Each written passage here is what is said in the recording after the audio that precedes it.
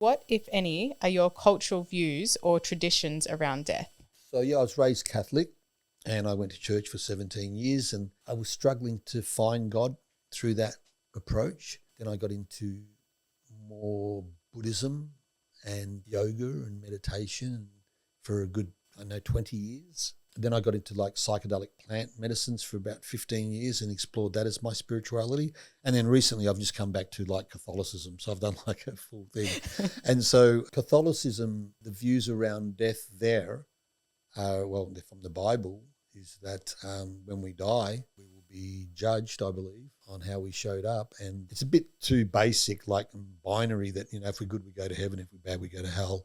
I don't necessarily see it like that. I think there's plenty of hell on earth, and maybe if you're bad, you're experiencing that. So from my Catholic or Christian culture or views, I believe that when I die, so I'll break it down. I think I'm a meat skeleton, but there's something that animates this meat skeleton.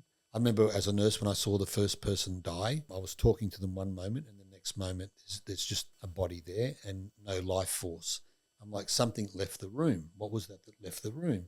And it was the spirit. So it was my first like real impactful experience of the spirit leaving the body. And so I believe that when we're born, people, you can argue whether it's before you're born or at birth. I think it's when we take our first breath to inspire. Spire is spirit. Inspire, spirit in. When we die, we expire, spirit out. So my views are that when we're born, the spirit enters the meat skeleton. And that spirit, the metaphor I use is it's a drop of consciousness that comes from the ocean of consciousness. You can call that ocean of consciousness God, if you like. I do. So there's an ocean of consciousness, and as I take my first breath, that drop of God or consciousness comes in my body, animates me. Mm-hmm. When I die, I expire, that last breath goes out, that drop of consciousness returns to the ocean of consciousness. So that's my Catholic views on that.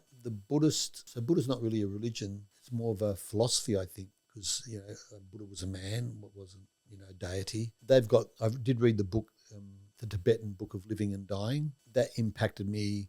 They believe in reincarnation, so that you die and then you go through the bardos, which are the 5 stages in between life and death and rebirth. I'm not a big fan of reincarnation or the idea of that. I'm not really into past lives or things like that, although I'm open to that being a possibility. And then plant medicines or psychedelics, that I remember, so through those other approaches, there's no real graphic demonstration or experience of a spiritual realm. It's more intellectual or cognitive or belief or faith-based. But the first time I drank a cup of ayahuasca, oh my God, like spirit realms just opened up, like epically. I'm like, oh my God, what is this?